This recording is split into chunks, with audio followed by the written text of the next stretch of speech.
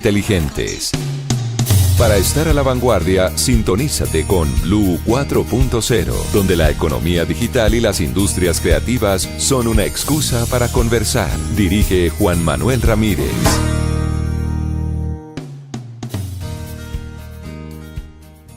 ¿Qué tal, amigos? Bienvenidos. Después de una mañana muy productiva y me imagino que muchos haciendo ejercicio, poniendo en orden la casita, visitando a familiares, sacando a la mascota. Bueno, un domingo para ponernos al día definitivamente. Aquí estamos en Blue 4.0, un mediodía perfecto, rico, acompañándolos a todos ustedes, los que van saliendo de la casa a almorzar o los que apenas están decidiendo qué almorzar, porque normalmente uno el domingo desayuna tarde. Estamos dándole la bienvenida al mes más cortico del año, a febrero. ¡Qué emoción! Ya segundo mes. Dicen que siempre enero dura muchísimo, pero no sé, a mí me pareció que se fue súper rápido. Hoy ya dándole la bienvenida a este mes, febrero primero, conectaditos con Blue Radio. Ya empezó también toda la jornada de fútbol. Están los equipos listos para esta jornada de fin de semana. Así que aquí le damos la bienvenida a este programa con la dirección de Juan Manuel Ramírez, la producción de Fernando Alfonso, quien les habla, Tata Solarte. Los acompaño en estas horitas con muchísimo gusto y con un invitado muy especial, porque hoy en febrero y con este nuevo programa pues vamos a tener todos los temas interesantes. El pasado 28 de enero se celebró un día muy especial y es el tema de la protección de datos en tiempos de inteligencia artificial. Vamos a tener a una invitada muy especial al respecto. También está cobrando mucha importancia el tema de la marca personal y vamos a tener un invitado que nos va a ayudar a construirla. Y en este momento, lo de las cosas más difíciles que yo creo que nos pasan en la vida, vamos creciendo y vamos aprendiendo, pero no hay manual para ser un buen padre.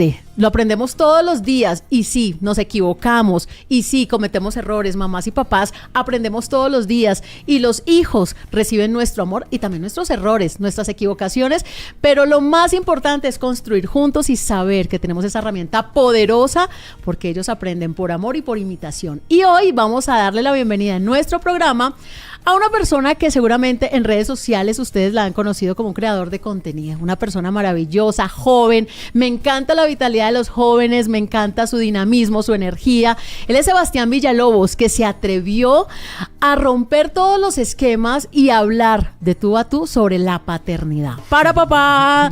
Aquí lo tenemos, Sebastián, bienvenido. Buenas. Yo quiero corregir una cosa porque tú estás diciendo, ustedes los jóvenes, me encanta, tú también estás re joven, ¿de qué estás hablando? Saludo a toda la gente que, como ella dijo, están buscando almuercito. Feliz domingo, espero que ya se hayan bañado. Si no se bañaron, no se preocupen, es totalmente válido el día de hoy.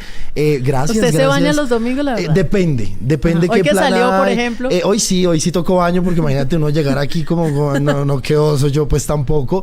Pero cuando uno está en casa, yo creo que ese día se vale uno ahorrar agüita, de pronto pedir comidita, no cocinar, de pronto hacer jornada de películas, y más cuando uno está como en familia. Como relajado, sí, sin preocupaciones. Epa. Bueno, Sebastián, la paternidad, qué tema tan complejo, tan responsable, qué tema tan delicado. Y es que de verdad no nos imaginamos cuánto bien o cuánto mal le podemos hacer a nuestros hijos cuando somos papás. Por eso es importante que hoy existan escenarios como el escenario digital para mostrar herramientas, para mostrar consejos, para mostrar el día a día. Y quiero que nos devolvamos en el tiempo antes de llegar a esa faceta importante de ser papá, que yo creo que es uno de los regalos más hermosos que la vida nos puede dar a los seres humanos. Hablemos de Sebastián Villalobos para los que llegan aquí a Blue 4.0 y dicen: me parece que he escuchado ese nombre, me suena, mi hijo como que lo sigue en Instagram. Hablemosle también a esas personas que de pronto no tienen en el radar a Sebastián Villalobos. Bueno, mucho gusto, me presento, yo me llamo Joan Sebastián Jaimes Villalobos, más conocido en el bajo mundo de la internet como Sebastián Villalobos. Soy de Bucaramanga. Empecé a hacer contenido hace 15 años, el 24 de octubre del 2011, y digamos que esta acción que comenzó por el aburrimiento realmente fue algo que me cambió la vida, me hizo tocar puertas en el mundo del entretenimiento que la verdad jamás esperé como tocar. He trabajado en televisión, también soy actor, cantante, padre, familia, bueno, han sido muchas cosas las que hemos logrado hacer en estos 15 años. A veces pareciera parezca pues mentira como que todo lo que ha pasado, pero pues hoy por hoy creo que el hito más importante de mi vida es precisamente enfrentarme a la vida de padre. Como tú lo dices, realmente la paternidad no viene acompañado ni de normas ni de reglas, siempre va a venir como con errores, siempre va a venir como con cosas que pues realmente uno a lo mejor ni se espera o ¿sabes? Como en el afán de uno querer dar lo mejor, no siempre Sí. pues se obtienen los mejores resultados, pero yo creo que es precisamente como de ahí también donde van haciendo pues nuestra experiencia para, a medida que pasa el tiempo, ir mejorando. Y también pues cuando nuestros hijos supongo que crecen, lo digo porque pues yo como hijo Está empezando. entiendo que obviamente mi mamá hizo lo mejor que ella podía. Ella me tuvo muy joven cuando tenía 17 años, entonces claro, los recursos que uno tiene de conocimiento y de experiencia a los 17 pues son muy qué escasos, duro, sí. pero hoy entiendo que en verdad ella fue, o sea, hizo lo mejor que pudo, y al final yo no sería quien soy hoy ni hubiese logrado lo que logré si no fuera por ella. Entonces ella a veces cuando empezamos a hablar de esto se pone sentimental, creo que se da muy duro porque Sí, las mamás como- nos damos muy duro. las mamás y los papás, cuando, porque en verdad es, o sea, es normal, uno siempre quiere hacer las cosas mejor, en el trabajo, en la familia, en cualquier, digamos, aspecto. Imagínate con los hijos que uno quisiera puede ser el papá perfecto, la mamá perfecta, y realmente yo creo que buscar esa perfección es perder un poquito el tiempo, porque creo que de justamente esa imperfección pues nace el vínculo que se fortalece con nuestros hijos, y que al final pues a punta de errores o aciertos pues las cosas se empiezan a dar poco a poco. Sebastián, usted empezó todo el diálogo mencionando un tema que yo creo que es importante que sea nuestro punto de partida, el tema del aburrimiento. Usted mencionó esa palabra, y es que los jóvenes de hoy, los que tenemos hijos, nos preocupa mucho escuchar a nuestros hijos con ese grado de aburrimiento tan alto, y es que todo los aburre, se cansan muy rápido, muchas veces como que no disfrutan las cosas, es un tema de ansiedad. Dicen que cuando uno extraña mucho el pasado, pues se deprime, y cuando anhela tanto el futuro se vuelve ansioso. Claro. Y ese presente, que puede ser el aburrimiento o puede ser el presente que estamos en este instante, a muchos jóvenes les cuesta. Claro. Ese aburrimiento. Usted dice que toda su carrera se formó a partir de ese aburrimiento, porque fue como el detonante, fue llevado en una esquina. ¿Qué estaba pasando por su vida? No sé si toda la carrera, pero sí por lo menos los primeros pasos como que se dieron, o sea, básicamente O sea, así. despertó, se pellizcó. Sí, o sea, yo realmente, pues yo era un pelado muy tranquilo, no me gustaba salir mucho de mi casa, pasaba demasiadas horas en internet, y realmente cuando encontré como este espacio en donde pues de repente yo podía compartir mis ideas y mis pensamientos, y empezó a existir una comunidad que o debatía conmigo, o retroalimentaba mi opinión, o estaba de acuerdo o desacuerdo con ella, como que a mí me emocionaba eso, porque es como que, ay, qué cool. O sea, normalmente ese tipo de opiniones uno la comparte como entre amigos, pero como yo no tenía, Claro. entonces lo hacía en internet, y ahí empecé a crear como O sea, como tenía puros amigos amistades. virtuales.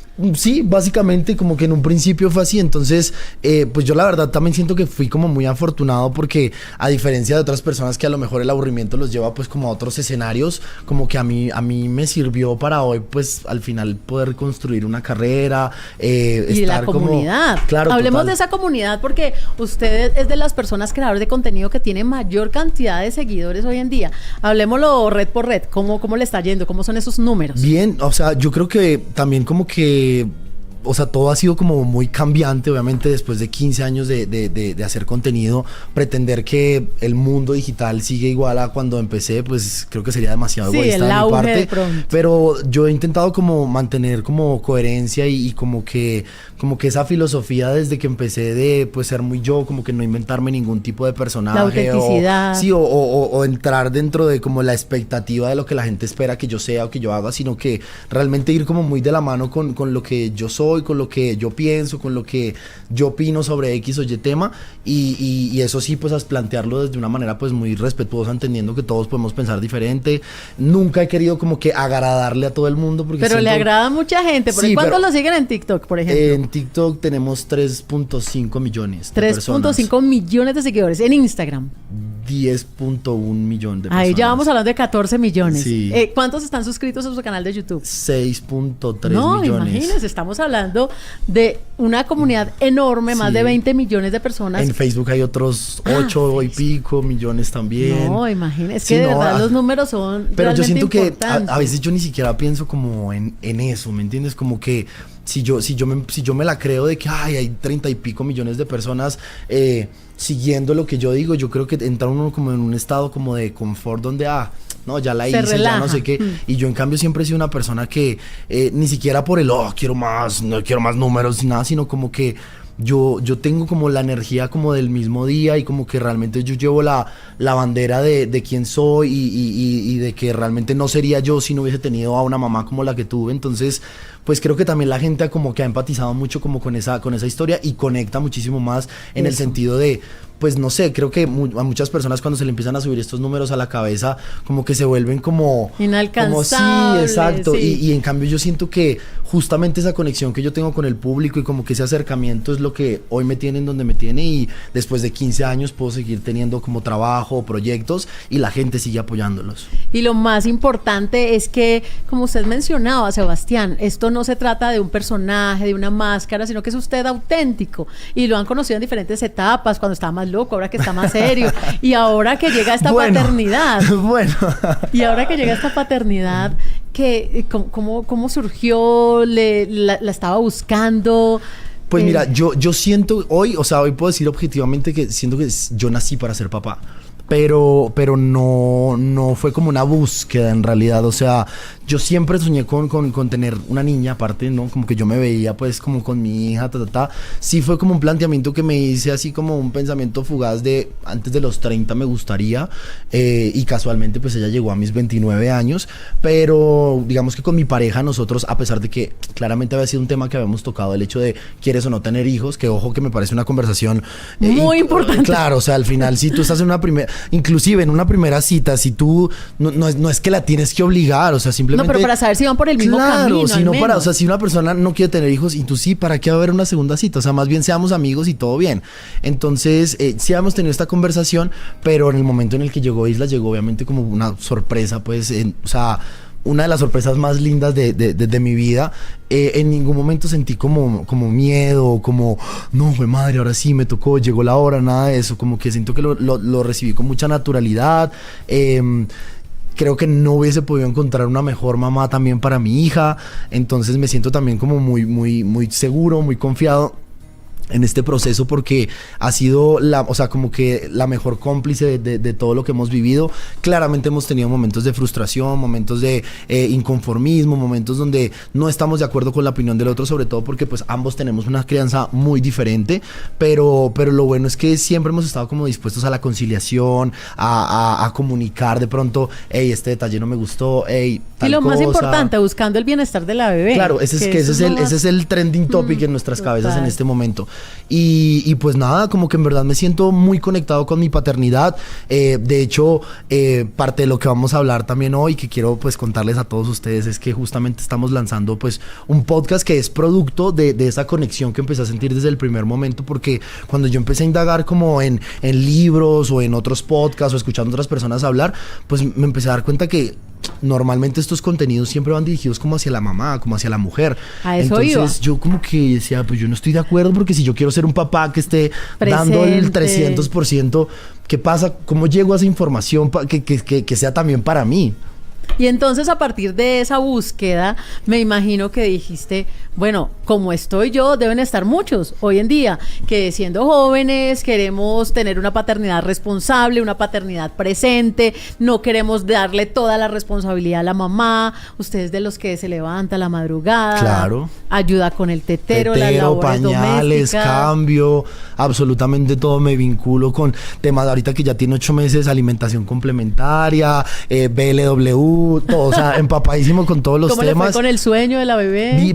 Todavía estamos en esas rutinas porque también lo que te digo, como que hay mucha información que uno recibe alrededor de empezar a vivir esa experiencia, y cuando tú eres primerizo, pues te vas como hacia lo más confiable, ¿no? Los papás, los abuelos, no sé qué, y como que todo el mundo le da un consejo diferente, y realmente pues los tiempos han cambiado mucho. Entonces cuando uno no se asesora con profesionales, sino que todo lo hace como desde casa, pues comete muchos errores, claro. Pero al final yo creo que como papá es válido válido cometer errores y es válido corregirlos y es válido querer siempre ir como mejorando y mejorando y mejorando. Y además dicen que si los consejos fueran tan buenos, nadie los daba gratis. Exacto.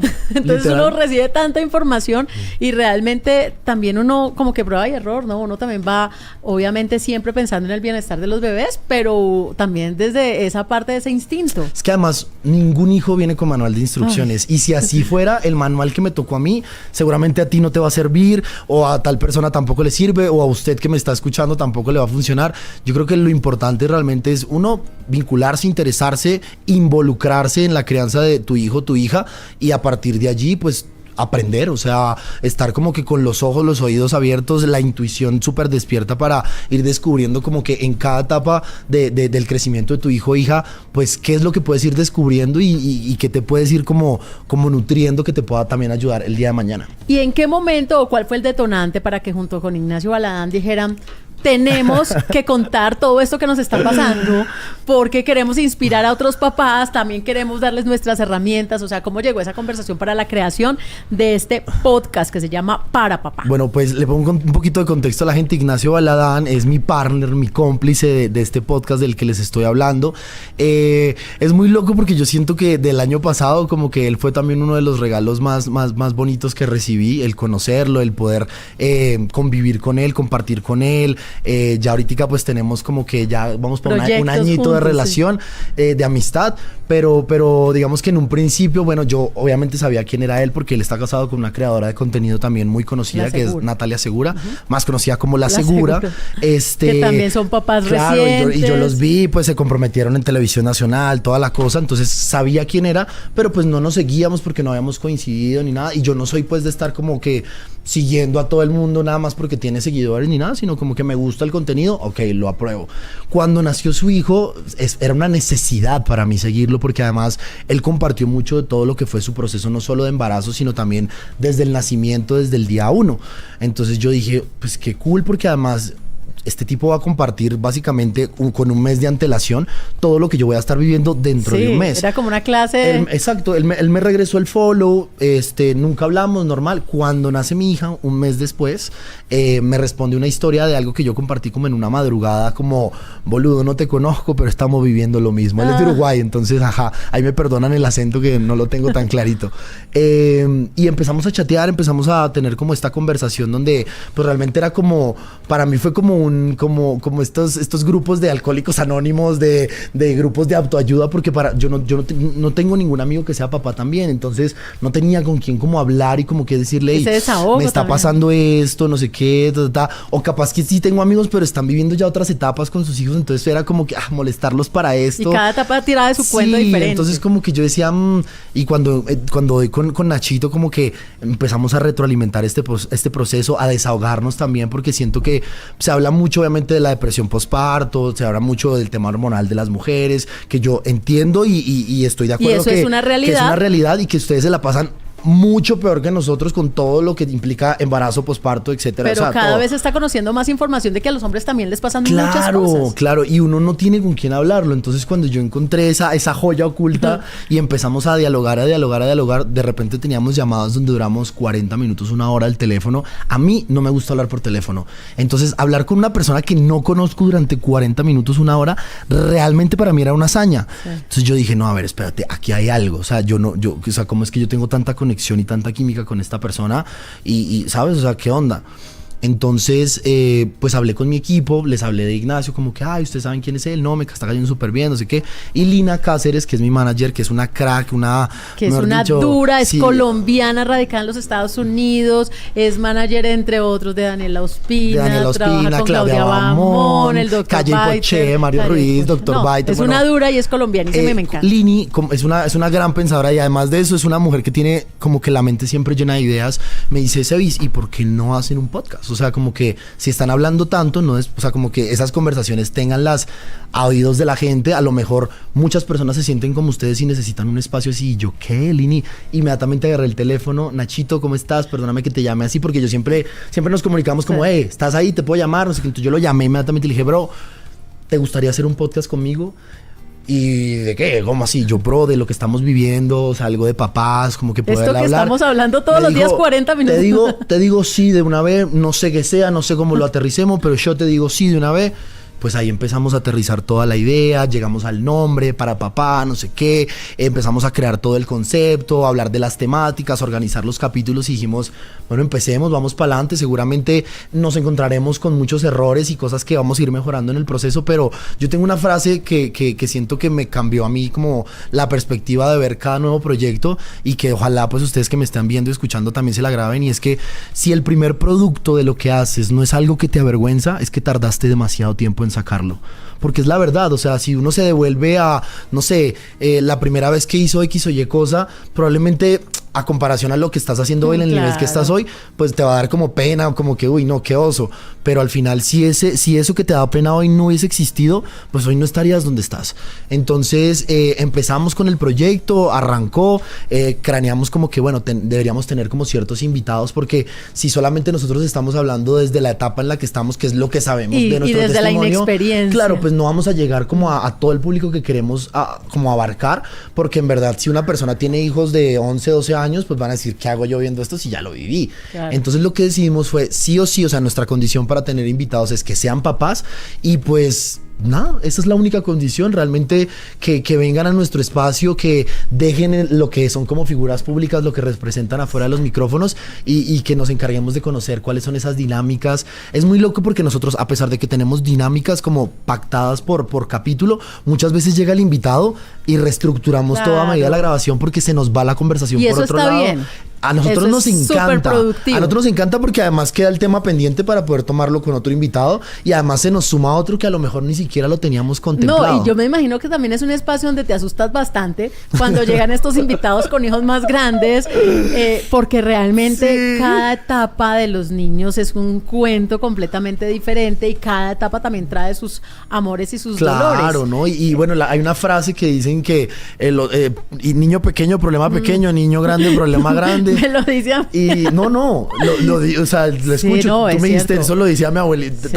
A mí también me lo dicen todo el tiempo. Sí, sí. Incluso me encuentro con los papás, muchos en los capítulos también lo ha dicho. Y la verdad es que sí, o sea, de verdad, o sea, a partir del momento cero no es fácil criar hijos, porque pues los 2 meses al principio de sacrificar dormida y esto y lo uno y lo otro, pues pareciera muy heavy, pero yo a veces llamo a mi mamá con problemas que seguramente mi mamá no tiene ni la manera de cómo solucionármelos, ¿me entiendes? Entonces, pues me pongo en sus zapatos y digo, el día que mi hija me llame con un problema como los que yo le planteo a mi mamá, pues ese seguramente va a ser un problema grande que, Sebastián, entonces estamos diciendo que Para Papá es un podcast para todos los que son papás en cualquier momento de su vida. Mira, para todas papás las edades. Y para también, o sea, familias. Yo creo que también es, o sea, que el título sea ese, no solamente como que exime a que entonces si yo soy mamá, entonces eso no me interesa. No, porque creo que desde la perspectiva de ustedes como madres también pueden llegar a entender un poco qué es lo que está pasando por la mente de nosotros. Nosotras como las papás. mujeres morimos por saber qué pasa por la mente de los hombres. Exacto. Así que eso es un pasito. Y si la gente, por ejemplo, que de repente está ya viendo, escuchando, que dice,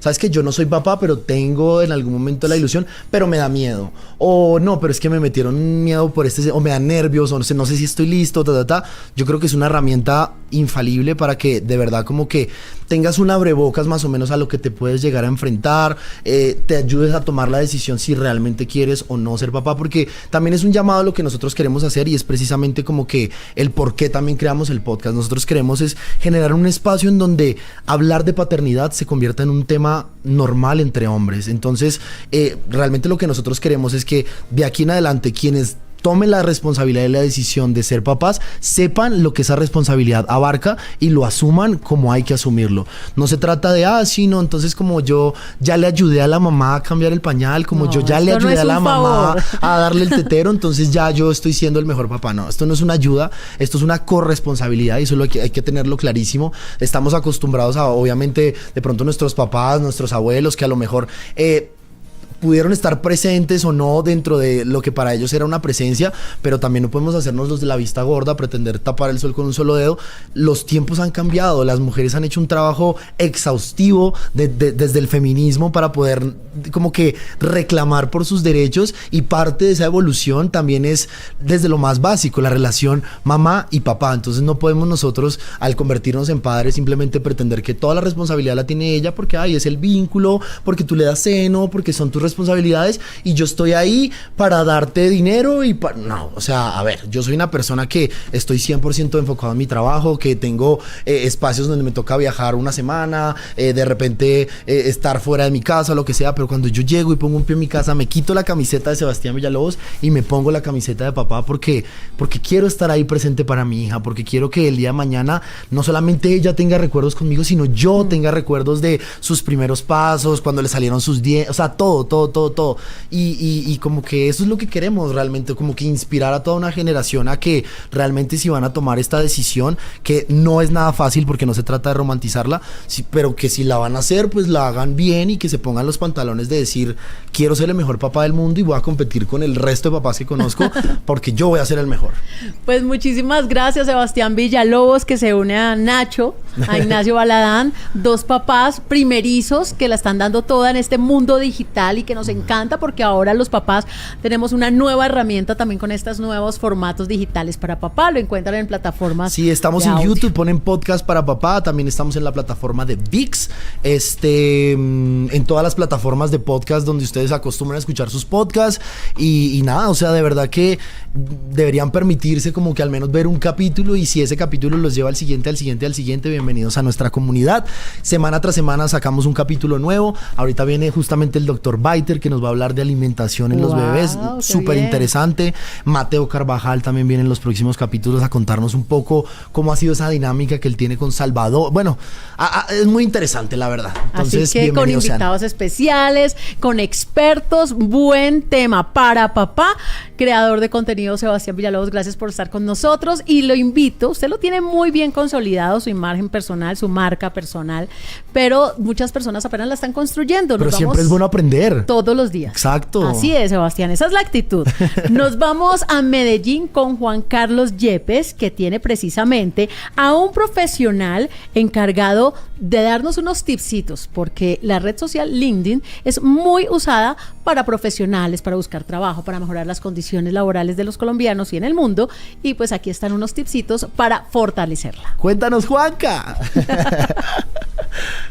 ¿Qué tal, amigos de la mesa principal de Blue 4.0? Hoy vamos a hablar sobre LinkedIn y cómo potenciarlo, porque es una red que es bien poderosa para el mundo de los negocios y el emprendimiento.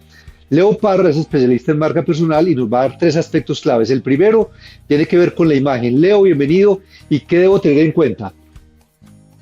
Gracias, Juan Carlos. Bueno, el primer punto tiene que ver con la imagen. La imagen está compuesta por 2 elementos. El primero, la fotografía de perfil. Es importante que la fotografía sea lo más corporativa posible, una sonrisa cálida y que el fondo sea un fondo neutro, no necesariamente blanco. Lo importante es que de pronto contraste con el outfit que llevas puesto. Y además la portada es muy importante, que no le haga ruido visual a la imagen del perfil y que pueda tener una frase que sea alusiva al negocio en el que estás trabajando. Leo, al momento de poner el nombre, ¿qué debo tener en cuenta? Bueno, el nombre es un componente bastante estratégico porque hoy en día LinkedIn posiciona muy bien en Google y además es rastreado por los motores de inteligencia artificial generativa. Entonces, poner, por ejemplo, el nombre, la marca, Leo Parra, la marca personal, y seguido de una palabra clave que se identifique qué es lo que hace la persona, como por ejemplo, mentor en marca personal, puede ayudar mucho para que cuando nos estén buscando, puede ser en Google o dentro de la plataforma de LinkedIn, seamos muchísimo más relevantes por una palabra clave. Y finalmente hablemos de la descripción. ¿Ahí qué debo tener en cuenta? La descripción, definitivamente definir a quién ayudamos, cómo ayudamos y utilizar palabras claves relacionadas con nuestro negocio. Puede ser liderazgo, ventas, negocios, etc. Lo importante es que sea un texto claro donde podamos determinar cómo ese cliente objetivo vamos a poder llevarlo de un punto a otro. Esta es la nota desde Medellín para Blue 4.0 con Juan Carlos Yepes. Ya regresamos con Blue 4.0. Ya somos 1.500.000 suscriptores en nuestro canal de YouTube. Y sumando 1.500.246, 1.500.358, 1.500.380, 1.500.398, 1.500.416, 1.500.454. Y sumando. Suscríbete a nuestro canal de YouTube, @Blue Radio Co. Blue Radio, más que radio. Y sumando. Continuamos con Blue 4.0. Y continuando en este domingo en Blue 4.0, hay un tema muy importante y a propósito de la celebración del pasado 28 de enero, del pasado miércoles, en el Día Internacional de la Protección de Datos. Muchos de nosotros a veces somos desprevenidos y no tenemos precaución, o a veces estamos ubicados en un lugar, subimos una historia a la red social y ponemos la ubicación exacta donde estamos. Todo el tema de la información que nosotros mismos estamos proporcionando puede ser un riesgo. Tenemos en este momento a nuestro compañero Fernando Alfonso, que se fue a preguntarle a las personas en la ciudad de Bogotá qué tanto conocen acerca de la protección de datos, de todo el tema de la huella digital. Queremos preguntarles exactamente si tienen claridad la importancia de este tema. Fernando Alfonso, quien además también va a conversar con Javier Castrillón, gerente regional de ventas de BIM. Adelante. Tata, así es, pues hemos salido a las calles para preguntarle a las personas si son conscientes realmente de lo que significa la protección de datos personales, pero al final sí, a través de internet, a través de las diferentes redes sociales o de las herramientas de inteligencia artificial, pues comparten información y también cómo lo hacen. Esto fue lo que nos dijeron. Cuénteme, ¿es consciente de la información que comparte en redes sociales como ubicación o gustos personales? Yo diría que no, porque no suelo leer los acuerdos de confidencialidad y tratamiento de datos.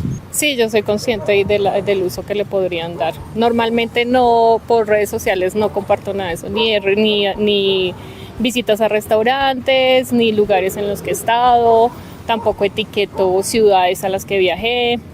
Pues en ocasiones sí, que uno como que comparte esas ubicaciones, pero en otras uno a veces no quiere, pero como ya dejó como el checklist de decir sí compartir, ubicación y demás, como que en ocasiones se comparte sin que uno quiera.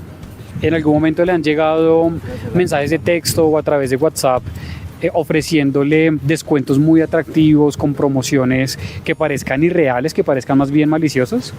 No mensajes de texto ni a través de WhatsApp, pero sí en páginas web, en anuncios. Sí, mucho. Me ha llegado entre 3 y 4 ocasiones, me ha llegado mensajes de texto como dale clic aquí y gana, no sé, gánate un viaje. Sí, claro, que son mensajes como que muy, te ganaste un carro, te ganaste 50 millones, responde el mensaje, ingresa al siguiente enlace, entonces eso es pan de cada día. ¿Y tiene tal vez la sospecha de a través de qué medio esas personas que le dan un uso malicioso a los datos tuvieron acceso a su información personal? No, realmente no, ni idea. No. Pues me imagino que algunos los obtienen a través de redes sociales. A través de las conversaciones que usted puede tener con herramientas de inteligencia artificial, pues estas podrían darle un uso público sin que su nombre esté explícito. ¿Es usted consciente de esta realidad? Sí, porque de hecho ellos tienen como una opción de seguridad para uno permitir que mejore el modelo de cierta manera, compartir su información.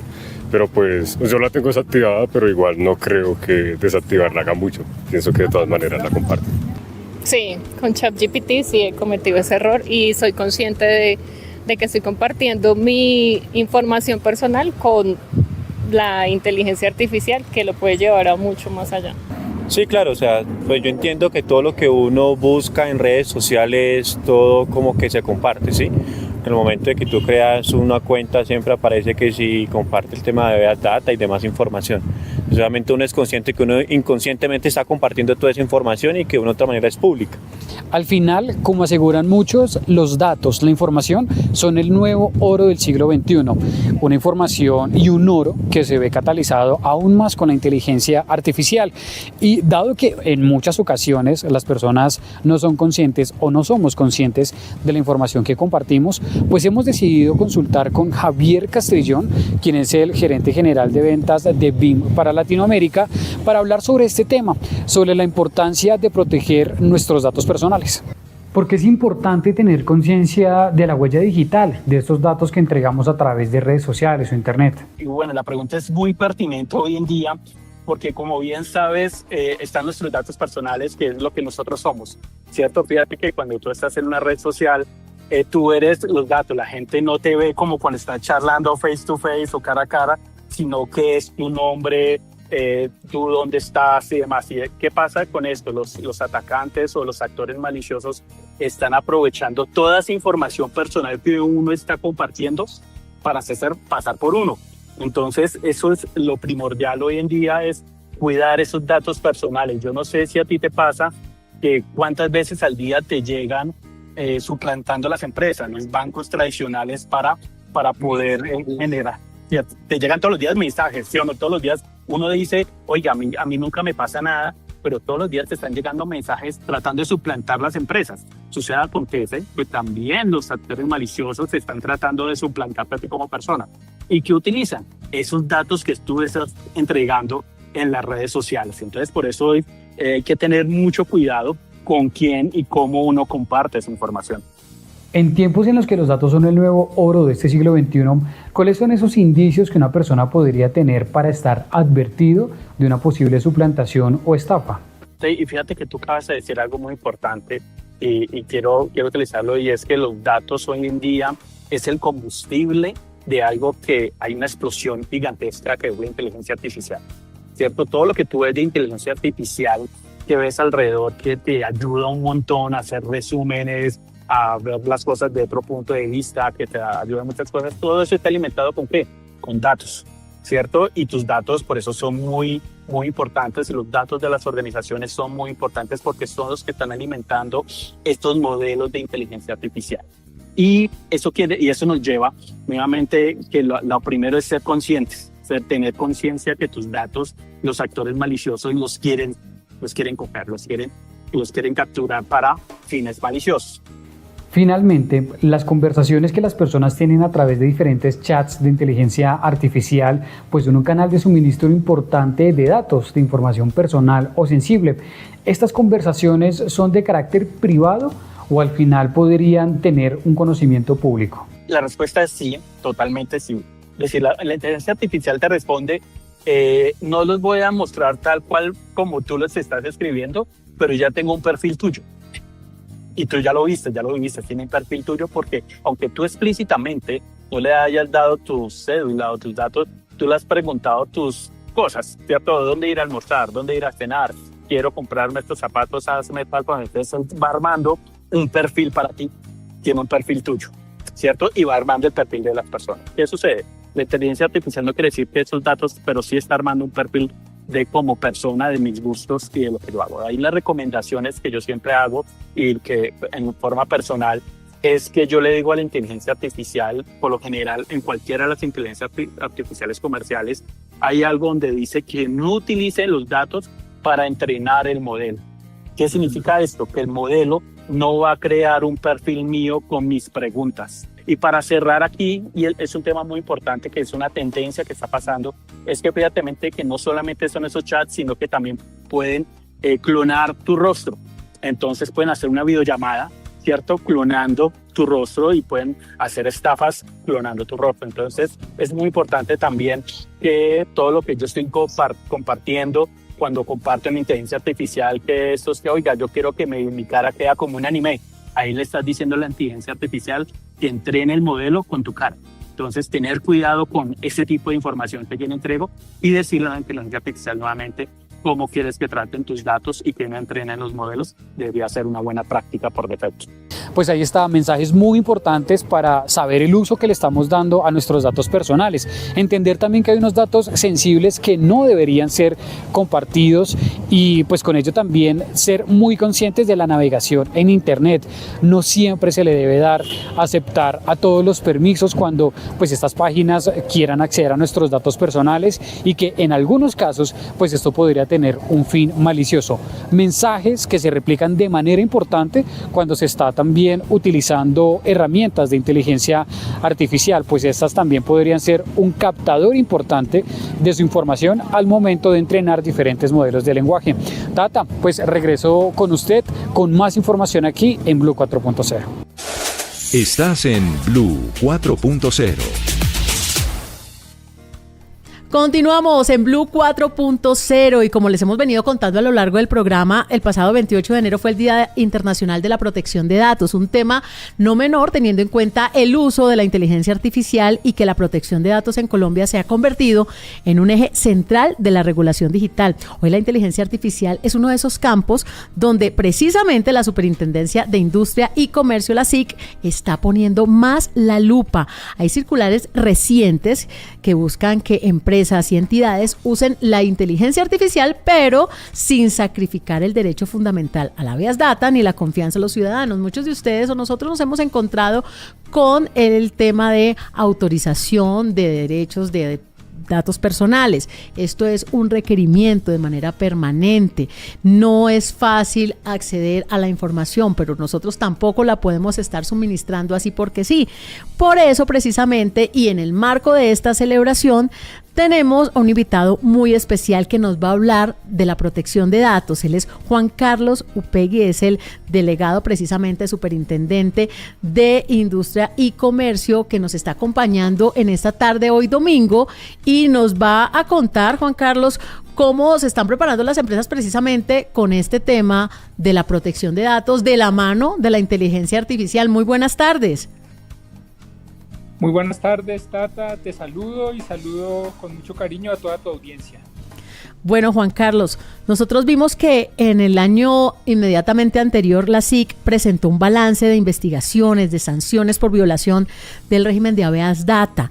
¿Qué nos dicen esas cifras que se presentaron? ¿Cuál es el comportamiento real de las organizaciones en Colombia? ¿Cuáles son esos sectores que más nos están preocupando en este momento?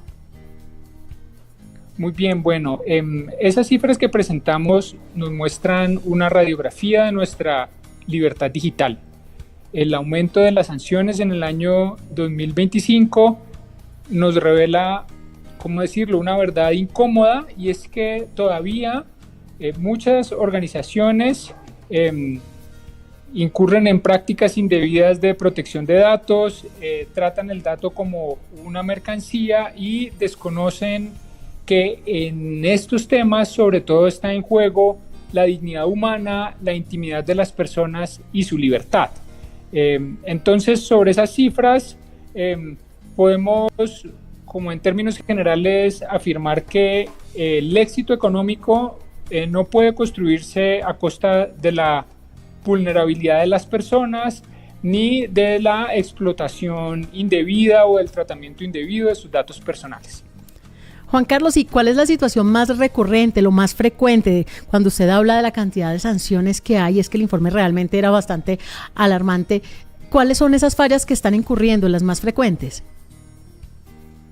Mira, tenemos o seguimos teniendo un alto nivel de quejas relacionadas con el habeas data financiero, principalmente por casos relacionados con reportes indebidos a las centrales de riesgo, muchos casos todavía de suplantación de identidad, en lo que estamos especialmente empeñados en mejorar las prácticas y proteger la identidad y los datos de las personas, temas relacionados con la ausencia de comunicación previa para hacer los reportes. O sea, habeas data financiero sigue siendo un tema que le duele a las colombianas y los colombianos y en el que nosotros seguimos poniendo todo nuestro empeño. Juan Carlos, y cuando una empresa, en este momento tenemos a muchos emprendedores en sintonía, empresas en etapa bastante reciente, otras empresas ya más maduras, pero lo cierto es que para todos hay una transversalidad de preocupación sobre la inteligencia artificial y el uso de la inteligencia en sus procesos. Pero cuando una empresa decide implementar precisamente una solución de inteligencia artificial, muchas veces desarrollada por un tercero, ¿qué es lo que debería verificar como mínimo, como para cumplir con esa responsabilidad demostrada de la gestión de riesgos que existe o que ustedes mejor están como SIC exigiendo en materia de protección de datos?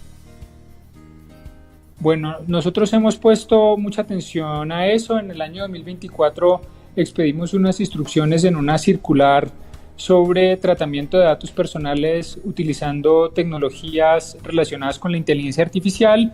Y ahí lo más importante, o en lo que insistimos primero, es que la protección de datos personales no es, o el tema del tratamiento de datos personales no es un tema que se pueda adelantar de forma libre y no es un escenario no regulado. Entonces el primer mensaje es que para los emprendedores y para las nuevas empresas que están diseñando estos servicios es que deben tener en sus programas y en la creación de sus herramientas y de sus aplicaciones, deben tener presentes los principios y los derechos relacionados con el tratamiento de datos personales.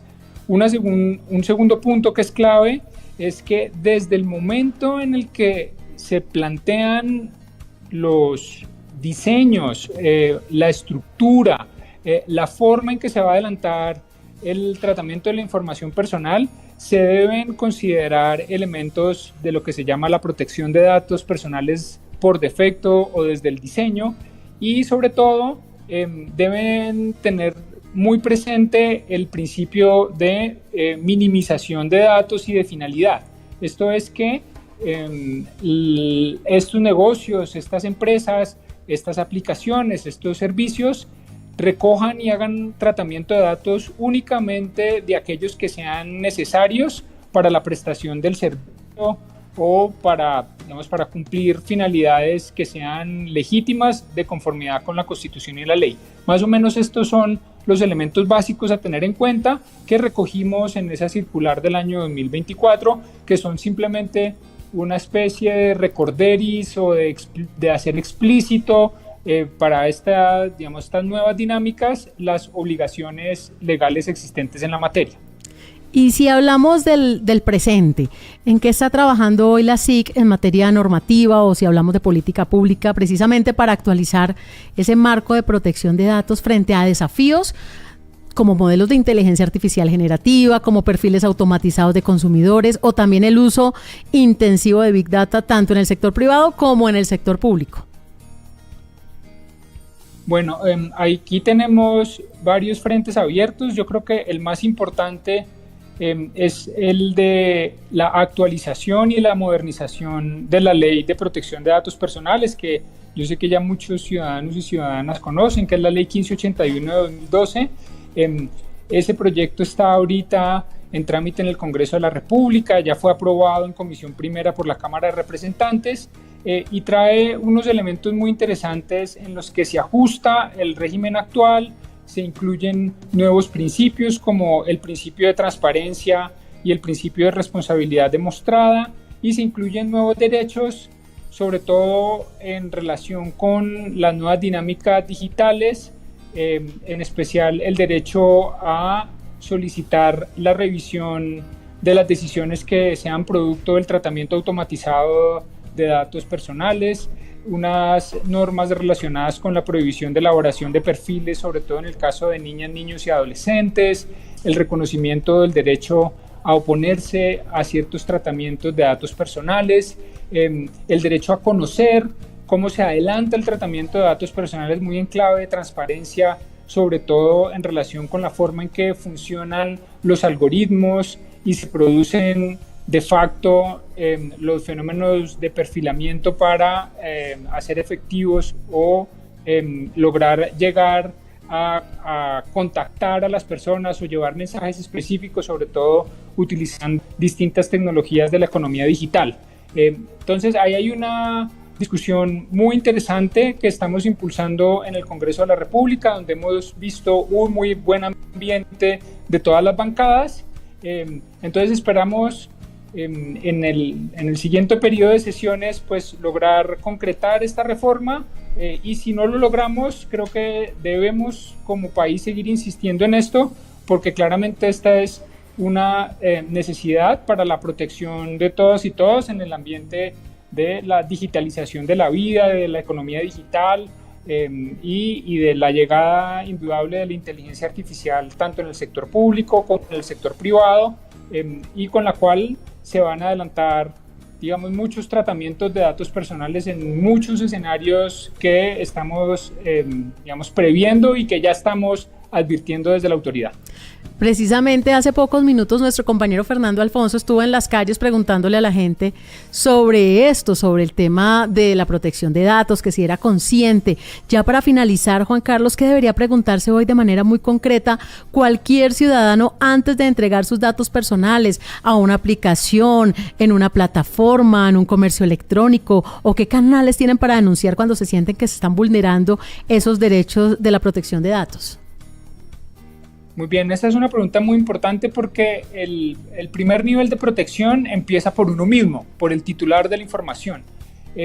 Incluso con hacer unas preguntas básicas es, bueno, ¿usted por qué me está pidiendo esa información? ¿Para qué finalidades la utilizará? ¿Cómo sé que mi información está segura? Si yo quisiera que usted no tuviera más mi información cuando me preste el servicio, ¿qué puedo hacer? Hacer esas preguntas ya es una forma de protección. Ahora, cuando vienen los problemas, cuando las personas se sienten afectadas por un indebido tratamiento de datos personales en distintos escenarios, el canal o la ruta que debe seguir el titular de los datos personales para ejercer su derecho al habeas data es el siguiente. El primero es que debe presentar una queja o una reclamación ante la persona que trata sus datos, no sé, ante el operador de telecomunicaciones, ante la red social, ante la empresa de servicios públicos, ante la entidad pública que los trata. Y en principio, estas personas de derecho público, derecho privado, deben respetar su derecho de habeas data y hacer como la persona está solicitando en relación con sus datos personales. Por ejemplo, que los corrijan, por ejemplo, que los borren, por ejemplo, que los complementen. Si la persona no responde o si estamos insatisfechos con esa respuesta, entonces quedan abiertos dos caminos. El primero es presentar una queja ante la Superintendencia de Industria y Comercio y el segundo es presentar una acción de tutela ante los jueces de tutela. Los dos mecanismos son mecanismos que prevé la Constitución y la ley para proteger este derecho, para proteger las personas, porque no podemos olvidar que lo que estamos o lo que tenemos en las manos o de lo que estamos hablando es de los derechos fundamentales de las personas, en concreto el derecho fundamental al habeas data, que permite proteger la libertad, la dignidad y la igualdad de los colombianos y de las colombianas.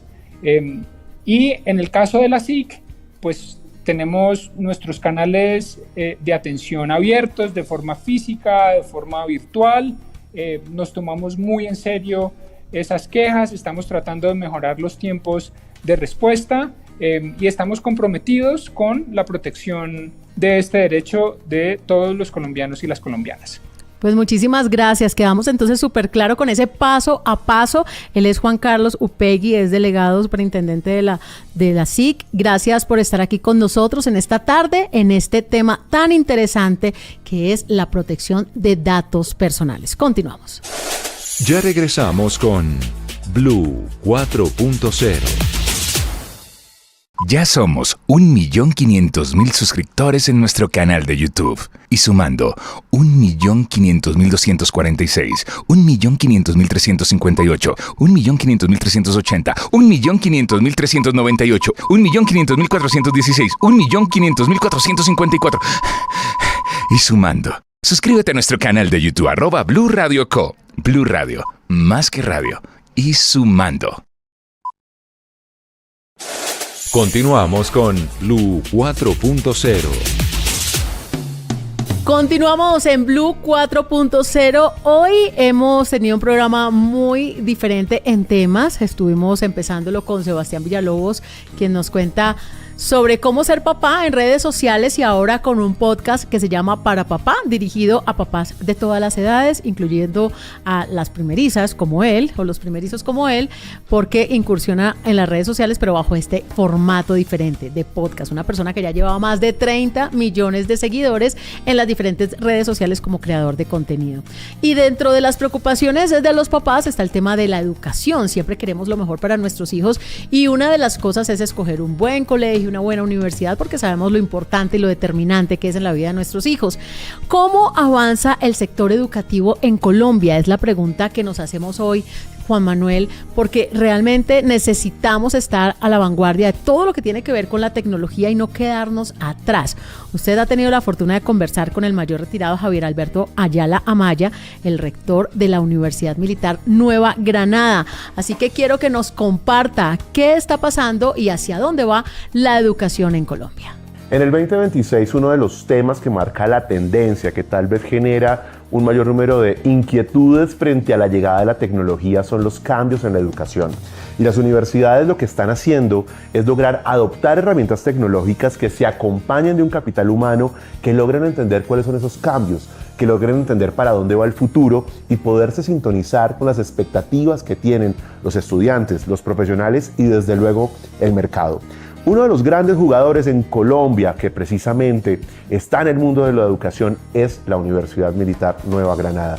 Y estamos en Blue 4.0 precisamente con su rector. Estamos con el mayor general Javier Alberto Ayala Amaya, quien nos acompaña en Blue 4.0 precisamente para entender un poco para dónde va este nuevo mundo ahora que la inteligencia artificial está tan presente. General, bienvenido a Blue 4.0, a los micrófonos de Blue Radio. Muchas gracias, un saludo muy especial a toda la audiencia de Blue Radio y especialmente a este programa 4.0.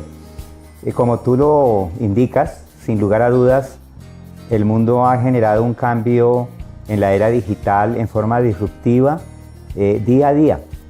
Si hablamos, por ejemplo, en el ámbito del objeto de la universidad dirigida hacia la fuerza pública, podríamos decir que los escenarios de batalla han cambiado. Antiguamente, las fuerzas militares se dedicaban a entender el entorno de la batalla terrestre, marítima y de pronto en el espacio. Hoy el mundo cambió y nos pone en un escenario difícil dentro del contexto de la seguridad y la defensa, y eso lo está viviendo la fuerza pública nuestra y cualquier ejército en el mundo, que es generar un nuevo escenario de batalla que se da, como tú bien lo sabes, en el ciberespacio, y por ello la Universidad Militar lanzará la maestría en ciberseguridad y ciberdefensa a corto tiempo.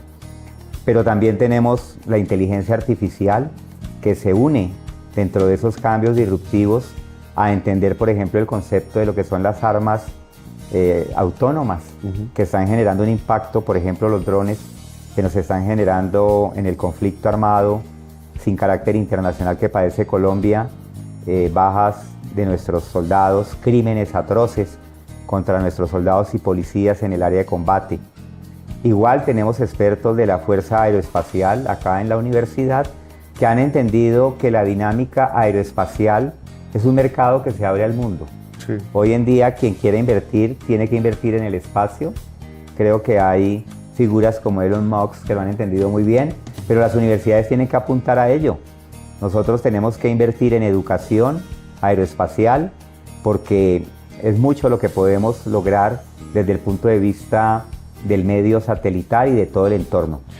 Por eso la universidad está en ese entorno de entender cómo la era digital nos jalona y cómo el conocimiento y la educación para nuevas generaciones de estudiantes y profesionales de medicina, de derecho, de relaciones internacionales, de las ingenierías, tiene que entrar en sintonía con el mundo.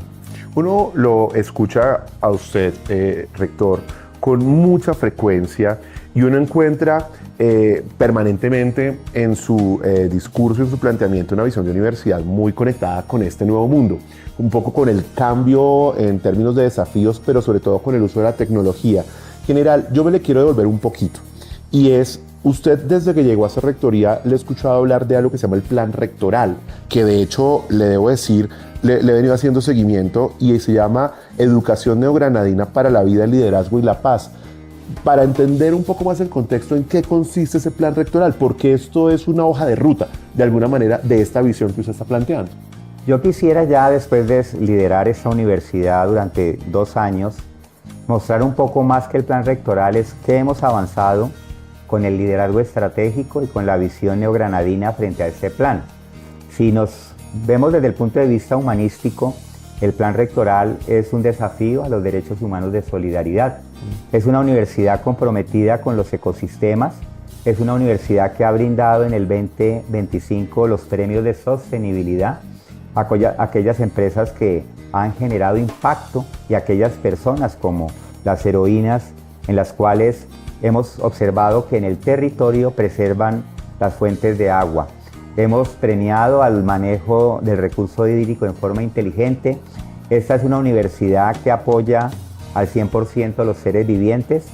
Todos los meses, el último viernes de cada mes, las mascotas caninas son bienvenidas a nuestra universidad. ¿Ah, sí? Todos los viernes. Ya es una rutina durante 2 años y el mundo de la universidad, docentes, estudiantes, administrativos, se han familiarizado. Tenemos un campus en Cajicá hermoso donde tenemos aproximadamente más de 200 patos preservados, protegidos. Tenemos ecosistemas en nuestros campus donde se hace avistamiento de aves. Tenemos la protección de agua con apoyo de universidades en Dinamarca. Estamos tratando de convertir esta calle 100, que es gris, en algo más verde. Hemos hecho concursos internacionales sobre huertas y por eso es una universidad que preserva aquello que las generaciones futuras van a necesitar para la vida, como el oxígeno. Obviamente también somos una universidad que en las facultades de ingeniería tenemos un compromiso con el manejo de la energía, con el manejo de energías limpias, y ahí hay un compromiso grande. Pero eso es solo una fracción dentro del plan rectoral. El otro es el bienestar universitario, donde lo que tú dices, la movilidad internacional, la hemos aumentado en el 450%. Wow. Hoy tengo estudiantes en Europa, en Asia, tenemos estudiantes en Centroamérica, en Estados Unidos, que están en como de toda intercambio Sudamérica. general. Intercambios y cursos de alguna forma de movilidad, de extensión. Y te repito que ha sido un éxito poder de alguna forma llevar estudiantes que como universidad pública, te comparto, son estudiantes estratos 1, 2, 3, son estudiantes que por primera vez en su vida han sacado su pasaporte. Wow. Algunos han usado por primera vez un avión y un avión las historias que hay aquí son llegando a buenísimas. España, ¿no? Es divino. Observar a esos muchachos, la felicidad cuando llegan a otro continente, con el apoyo de recursos de la universidad, viéndolos en la Corte Penal Internacional, en los tribunales de Nuremberg, observándolo en los campos de genocidio, en temas de derechos humanos, observando convenios, por ejemplo, que hemos optimizado como el de la Universidad de Salamanca, que es el Harvard en castellano, es decir, Salamanca es la universidad más antigua de la humanidad en español, en lengua castellana, donde estamos haciendo postdoctorados dentro del contexto humanístico. Pero tenemos también con San Antonio, Texas, temas de agua, de ecosistemas, y con el Instituto de Monterrey, el Tecnológico, que es sinceramente una de las universidades de punta en el hemisferio. En la era digital tenemos grandes avances. Eso por comentarte cosas del plan rectoral. Hemos invertido en la investigación más de 22.000 millones de pesos, lo que nos ha permitido, al igual que le ocurrió a Oxford. Ustedes creo que sacaron la noticia y los medios de comunicación que Oxford esta semana logró el ranking en primer punto por invertir en investigación. Nosotros hemos hecho lo mismo. En el Times Higher Education of London, la Universidad Militar se ubica hoy como la universidad pública, la primera universidad pública en investigación en el país, porque invertimos en investigación, en lo que son escenarios de doctorado, de maestría, lo que son semilleros de investigación con estudiantes en pregrado y todo aquello que puede contribuir en un avance en el conocimiento y en la ciencia.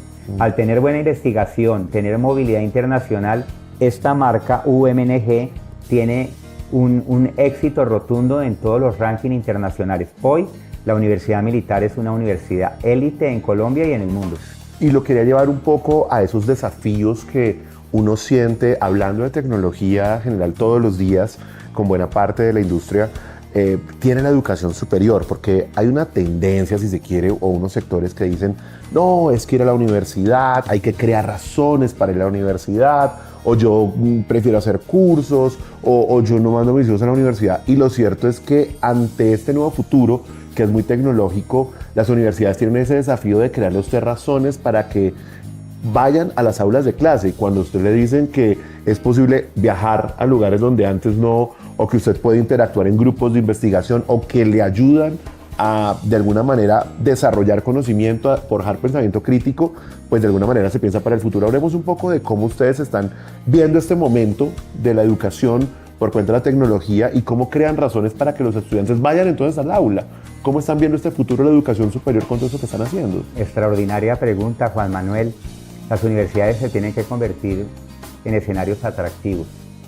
Esa es una universidad donde desde el rector para abajo sonríe, donde el concepto felicidad y alegría es un concepto transversal que estamos tratando de generar en estudiantes y docentes. Hemos creado programas nuevos como la licenciatura en Humanidades y Educación para la Paz de 4 años, única en el hemisferio occidental. Existen doctorados, maestrías, pero nunca una profesión, una licenciatura de 4 años en un país que lamentablemente ha vivido 6 décadas de conflicto armado, casi más de 9 millones, casi dicen que el número de víctimas llega a 10 millones. Un país como estos lamentablemente tiene que aportarle al mundo caminos de convivencia pacífica desde la experiencia, y por ello para estudiantes como miembros de la fuerza pública, pero también para estudiantes de toda índole, esta licenciatura se convierte en un hito para la formación profesional. En 4 años tendremos líderes para la paz que van a ser de alguna forma solicitados en conflictos en África, en Asia, en Europa, y estamos con las Naciones Unidas apoyando y respaldando desde la Universidad para la Paz de San José de Costa Rica y la de Nueva York este programa, que se convierte en un programa atractivo. Pero para dar una respuesta certera a eso que se requiere, que es el cambio en la metodología de la academia, de la educación y de la adquisición del conocimiento, porque hay 3 pilares fundamentales en una universidad: la educación, la investigación y la construcción de un diálogo social. Tenemos un doctorado en innovación nuevo, un doctorado donde las investigaciones van encaminadas a crear los cambios disruptivos al interior de esta universidad y aportar con sus investigaciones a otras, generando programas más cortos. Hemos entendido de que hay personas que necesitan es trabajar. Estamos creando en el campus de Cajicá una escuela, diríamos, adaptada a las necesidades laborales.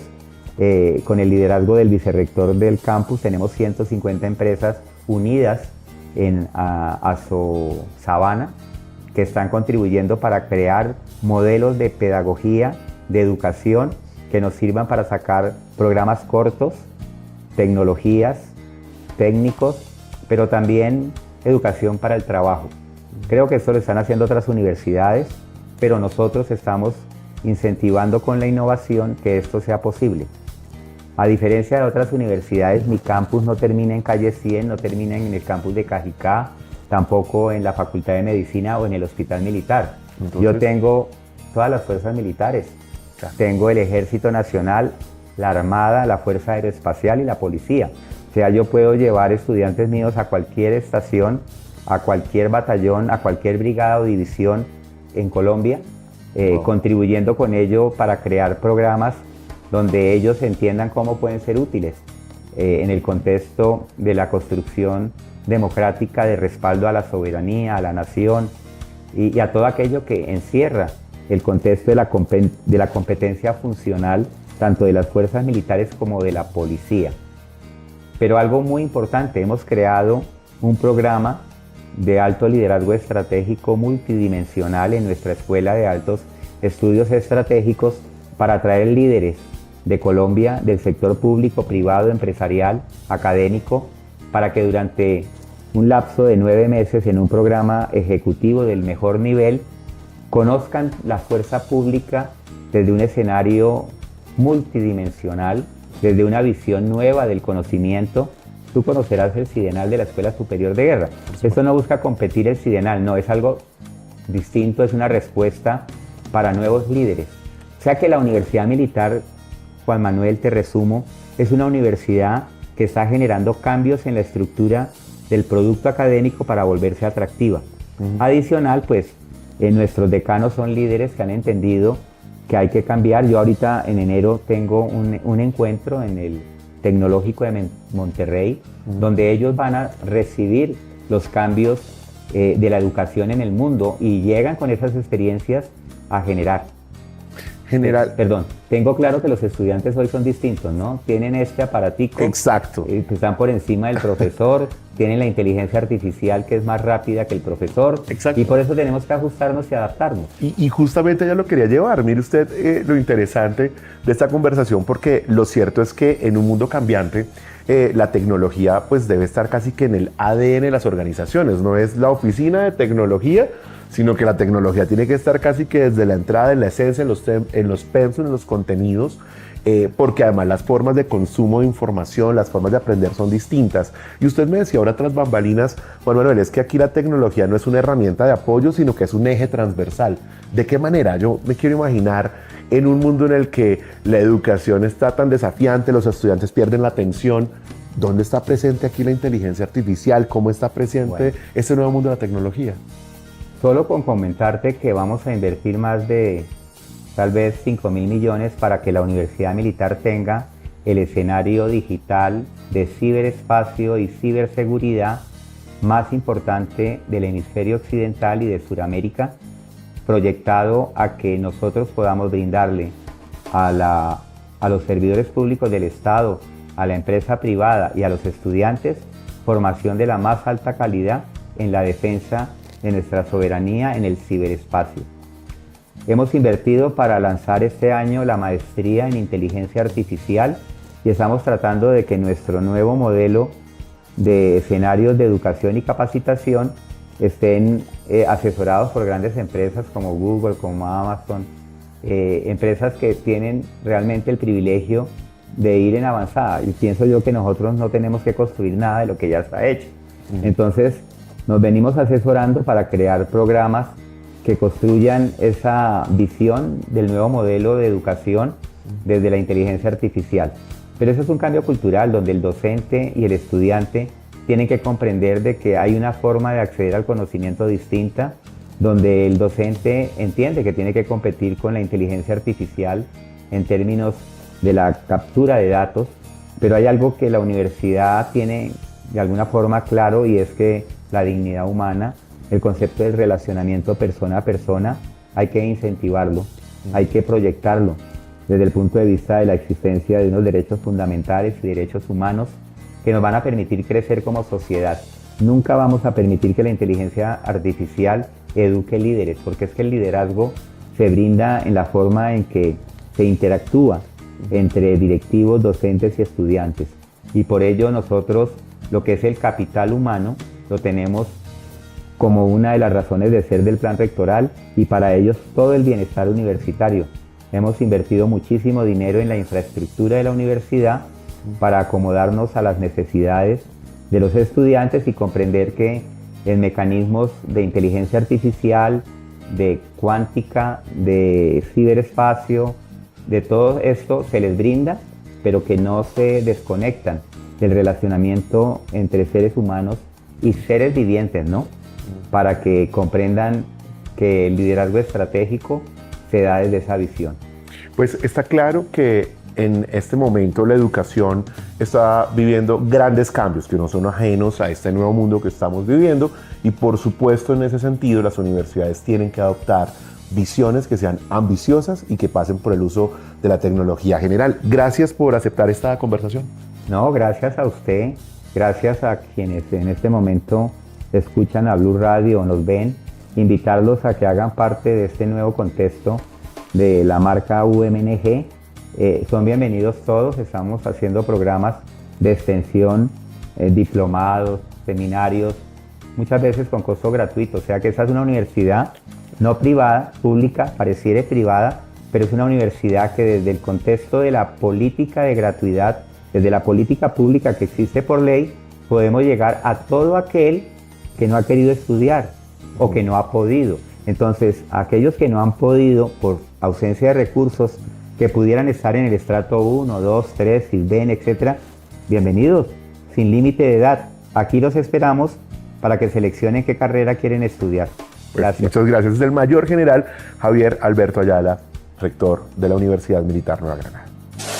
Estás en Blue 4.0. Continuamos en Blue 4.0, hemos hablado de tendencias, de moda, de música y también queremos exaltar el talento. Muchos jóvenes hoy en día están haciendo producciones interesantes, no solamente en materia de influenciadores o creadores de contenidos, sino también de creadores de sonidos.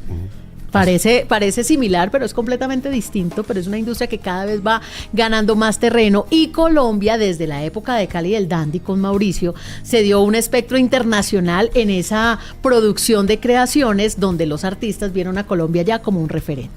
Y eso nos encanta porque entonces no solamente estamos exportando otras cosas y materia prima como aguacate, como café, como banano, sino también como sonidos, los sonidos del mundo, los sonidos de la electrónica, de diferentes géneros musicales. Colombia ya empieza a ser visto como un referente. Uy, qué maravilla. Y hoy, en este domingo de deporte, domingo de ciclovía, domingo de ponernos activos también, muchos de los que no han hecho ejercicio toda la semana hoy, pues se van a relajar un poquito también con buena música. Tenemos en este momento a Varón, que es un productor musical, especializado en música urbana, que usted sabe, Juan Manuel y oyentes, que la música urbana ha tomado protagonismo en la última década y definitivamente ya se volvió transversal, ya no es una cuestión de jóvenes, de peladitos, de niños, no, esto ya es transversal a todas las edades, cuarentones, cincuentones, aman la electrónica. Incluso tengo un amigo que dice, yo me concentro en el trabajo escuchando música electrónica. ¿Sí? Imagínate. Claro.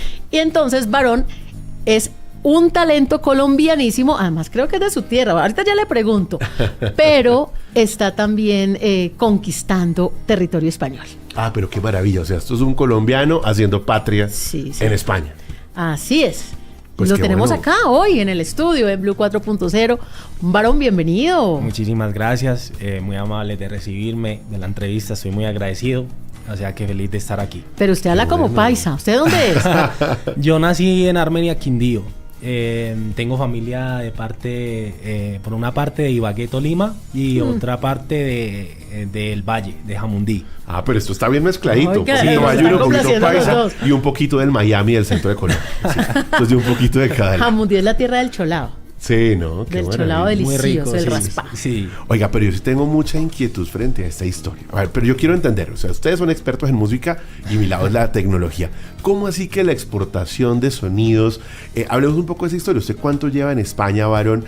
Y ¿cuál es, digamos, un poco esa onda en la que usted está aportando en una industria musical que está tan cambiante? Sí, a ver, yo llevo desde prácticamente los 2 años en España, llevo toda mi vida en España, pero pues siempre las influencias las he tenido de Colombia, nunca he perdido de lado a Colombia, siempre me ha gustado la música desde muy jovencito y siempre he mirado para acá, y aunque haga industria allá, yo no pierdo la vista aquí, o sea que por aquí estoy intentando pues hacer fronteras, conocer, aprender, porque la industria musical en Colombia es increíble, está súper avanzada. Comparación a Europa, que crea que uno que no, que es Europa, no, la industria musical, lo que es Latinoamérica y Colombia sobre todo, está muy avanzada. Sí, es impresionante, eso se ha vuelto como un referente, ¿no? Sí, y hay sí, ciudades como el caso de Medellín, por ejemplo, donde están pasando muchas cosas, Cali, me imagino también desde siempre, con grandes estudios, vienen muchos artistas a hacer muchos trabajos en producciones acá que se escuchan a nivel global. Y mire, yo me acuerdo de una anécdota con Marc Anthony, que él cuando estaba creando una de sus tantas producciones musicales, invitó al percusionista Diego Galé de Medellín y lo invitó a su estudio. Eso lo grabaron en Miami. Y resulta que Diego Galé se había estudiado todos los sonidos de Marc Anthony para el tema de la percusión, y el momento de llegar a grabar, pues él iba a sonar como Miami, como sus producciones, como Puerto Rico, como todo lo que es el sonido de Marc Anthony. Y Marc Anthony le dijo, no, yo quiero que suene colombiano. Yo quiero que suene a Colombia, y por eso tú estás acá, es porque yo ya he venido escuchando lo que tú estás haciendo con el grupo Galé. Claro, y es un poco eso, es el sonido colombiano. Pero cómo cambian un poco las cosas. ¿Le dicen un poco usted colombiano? ¿Qué se dice de Colombia un poco en ese mundo musical? Es un referente, créame que es un referente, o sea, artistas, te hablo del género urbano, que es el que más conozco, artistas como J Balvin, Maluma, Karol G, o sea, son referentes a nivel mundial.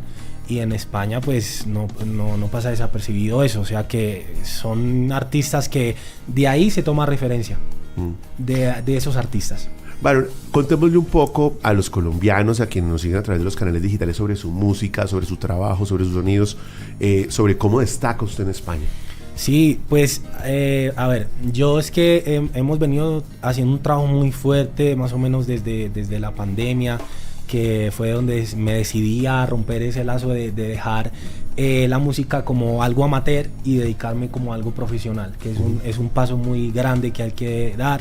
Y pues desde ahí venimos intentando pues cambiar eso. Gracias a Dios hoy en día pues me dedico a la música, lo hacemos de manera profesional y yo es que le doy a todo lo urbano. O sea, ahora mismo está muy de moda el Afrobeat, que es lo que está haciendo Capo, lo que está haciendo Hamilton en la costa.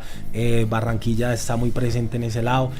Ahora mismo pues por ahí por esas está Ryan Castro, que sacó un álbum que es de más o menos Afrobeat con una especie de fusiones ahí.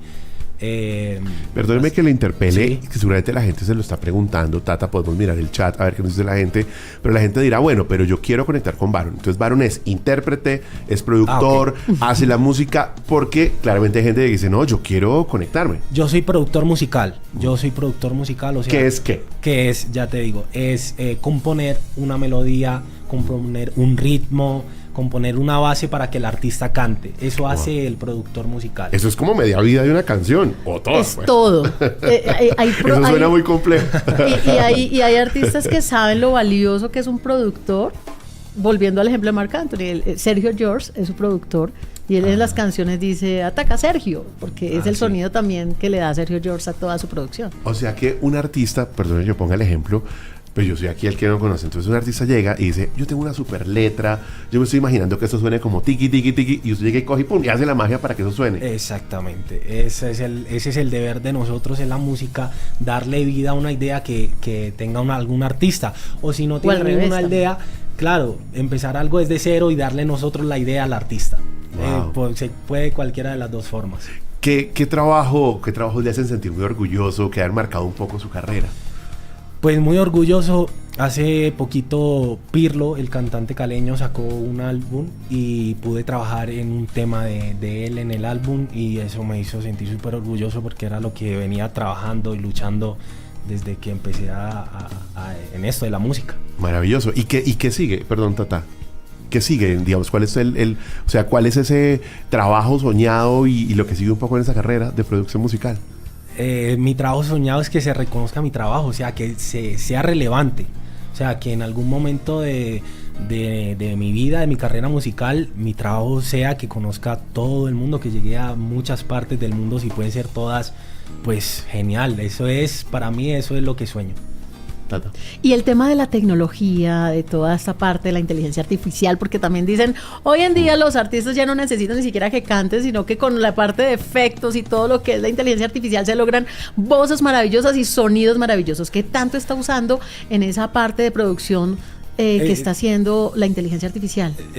Yo por lo menos estoy estudiando mucho la inteligencia artificial porque va a formar parte, o ya formó parte de nosotros, y es que es muy complicado ese tema, pero nada, hay que adaptarse a todos los tiempos. O sea, hay productores que yo he hablado con ellos que son muy reacios a la inteligencia artificial. ¿Ah, sí? Claro, sí, porque te sustituye. Tú ahora mismo a una IA tú le puedes pedir que te haga una guitarra, que te haga un piano, que te haga una composición de saxofones, que es increíble, pero nada, hay que adaptarse, o sea, no hay que tener miedo. Incluso se le pide con emociones, no solamente que suene la guitarra, sino que suene la guitarra triste, alegre, con un sonido melancólico, de tusa, de despacio. Yo le diría así, de pronto, póngala que sea triste. Pues para que me entiendan. O una guitarra que se sienta que es de noche al lado de una chimenea, una fogata y al calor de así. Pero eso porque usted no le tiene miedo a eso. Usted dice, no, que llegue la inteligencia artificial. ¿Usan tecnología en todo esto? ¿O usted es de la otra escuela? No, yo estoy utilizando porque es que es lo que está demandando el mercado ahora mismo. O sea, me llegan muchas personas, que yo estoy en el estudio y me llegan muchas personas que han trabajado, artistas, con la inteligencia, con la IA. Uh-huh. Indudablemente hay que estar en ella, porque es que si no estás en ella, te vas a quedar atrás. Fue Yuri Buenaventura aquí que nos dijo, ¿te acuerdas? Hace unas semanas que decía que habían hecho un tema y que él que tiene muy buen oído no lograba encontrar la diferencia entre la creada con inteligencia artificial y la hecha con instrumentos, ¿no? Sí, o sea, está muy avanzado. Da miedo. Yo cuando descubrí eso dije, me da miedo al nivel que llegamos. ¿Para dónde va la producción musical ahora que hay inteligencia artificial con esa capacidad? Mira, en mi opinión, la inteligencia artificial nos va a llevar a retroceder. ¿Qué te digo en retroceder? Va a llegar a que todos los sonidos tengan como la parte analógica. Antiguamente se grababan los discos con un ruido que grababan en cassette muy antiguo. O sea, ¿se va a valorar un poco eso? Yo, segurísimo, porque la IA todo lo hace perfecto. Claro. Ahora, en mi opinión, y lo que he estado con colegas hablando es, se va a volver atrás. La vida es un círculo que... Esto es muy interesante, ¿no? Porque va a ser una cosa que diga una producción musical hecha con sonidos reales. Me parece hecho a mano. Eso es lo que va a valer. Sí, me parece muy interesante. Claro. Se vuelve un lujo hacerlo con instrumentos reales. Entonces, ¿usted cómo lo quiere? ¿Con inteligencia artificial o quiere que sea con instrumentos reales? Le vale el doble. Bueno, pero eso también hay que replanteárselo mucho, porque usted quiere escuchar una buena canción y usted no se va a preguntar si esto lo hizo una persona o una máquina. Usted quiere un sonido lindo que conecte con usted. Pero no sé, porque ahí sí yo difiero, porque es que hay gustos para todo. Yo imagino que ese es el mismo la carpeta de la gente que dice, no, yo lo que quiero es comida que me llene, y el otro dice, no, yo quiero un pescado que sea pescado a mano, porque yo quiero ser consciente que no le hizo daño al ecosistema. Hay gente que piensa así. Ajá, sí. Y entonces, pero es que vale más. Sí, no me importa. Pero yo quiero ser un consumidor consciente. Claro. Y sentir que no daño los corales. Hay gente así. O no, yo quiero llenarme. A mí me ponen el pescadito y si sabe rico vuelvo. Y me pregunto si fue pescado más. Pero es un poco lo que está pasando. Esta es una conversación muy interesante, porque entonces estamos parados ante, ¿será que hay un consumidor que valora eso? Yo creo que sí. Hay gente para todo. Sí, y eso que se vuelve, y hay gente que paga para eso. Claro, no, nos vamos a dar cuenta. Con el paso del tiempo nos vamos a dar cuenta qué está hecho con IA y qué no está hecho con IA. Yo creo, porque se va a diferenciar bastante. Oiga, hablemos un poco de lo que está pasando en el consumo de la música, porque usted ahora hablaba un poco de los sonidos y de cómo está cambiando. ¿Qué consume la gente?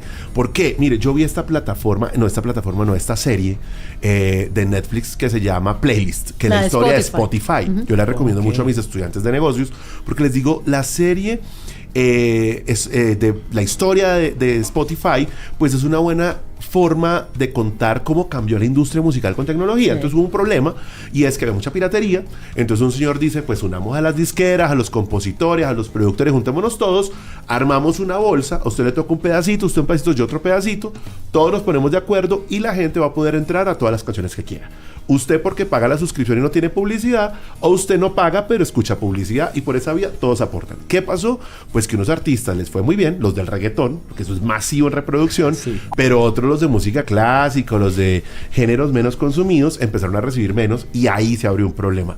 Y eso también cambió las formas de producir. Hay artistas que nos dicen, no, yo ya no hago un álbum de 15 canciones, sino que yo lanzo una canción cada 15 días, no es que nos dicen, no, cada mes, para mantener a la gente enganchada. ¿Cómo está consumiendo música la gente?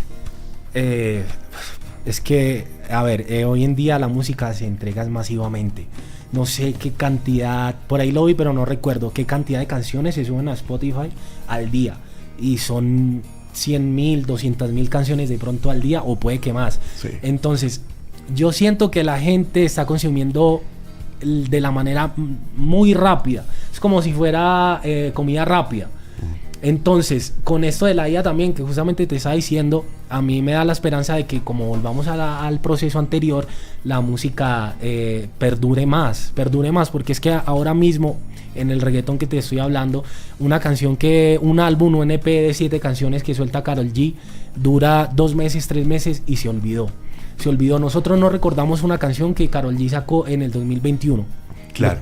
No se recuerda, perdón. Hay un cambio muy rápido por la cantidad de información disponible, lo que estás diciendo. Es una oferta muy grande. Pero entonces, dado ese nivel de competencia, porque menos que la producción se ha acelerado con tecnología, ¿qué hace que una canción pueda ser más exitosa, Baron? ¿Qué cree usted desde su producción musical? ¿O que un ritmo suene más, pegue más, tenga más reproducciones en una plataforma digital, la que sea? Lo simple. Si ves, por ejemplo, lo más escuchado creo que es en español, es La Plena de Westcol y Owen de Drums y BL. Wow. Está hablándoles mandarín a Juan Manuel. No, pues el influenciador, ¿cierto? Sí. El influenciador. Sí. Yo soy del club de los que confundo a J Balvin con Maluma. Entonces, ya los ¿Qué pasa? ¿Por qué te digo lo simple? Porque ves esa producción y es lo más simple que puede haber en una canción. Tiene 2 sonidos, tiene una percusión y tiene una voz. Ya está. Y ha logrado pasar los límites de estar número 1 top global esa canción. Y no es una canción ni que lleve guitarra, ni que lleve un piano, ni que lleve una composición súper extremadamente difícil. Es simple. Cambio completamente en la forma de hacer música. Baron, se nos termina el tiempo. ¿Cómo puede la gente conectarse con usted en las redes sociales? ¿Cómo lo pueden conectar? Ok, en las redes sociales todos aparezco como Baron W Music, en Instagram, en TikTok, en Facebook. Baron con V, ¿no? Baron con V, exacto, sí, Baron con V. Así aparezco en Instagram, TikTok y en Facebook. Bueno, pues me encanta tener a Baron W aquí en Blue 4.0 para hablar sobre su ejercicio como productor musical en España y sobre cómo está cambiando la forma de hacer música ahora que tenemos la tecnología tan presente. Baron, siempre bienvenido a Blue 4.0. Muchísimas gracias. Qué bueno que en su paso rápido por Colombia haya parado aquí en los estudios de Blue Radio. Muchísimas gracias a ustedes. Y de esta forma estamos finalizando nuestro programa en esta edición. El primer domingo de febrero le damos la bienvenida al segundo mes del 2026. Nos encontramos el próximo domingo a la 1 de la tarde aquí en Blue 4.0. Soy Tata Solarte, la dirección es de Juan Manuel Ramírez y la producción de Fernando Alfonso. Feliz resto de domingo. Son tiempos de cambios a gran velocidad. Ahora la humanidad habla de teletrabajo,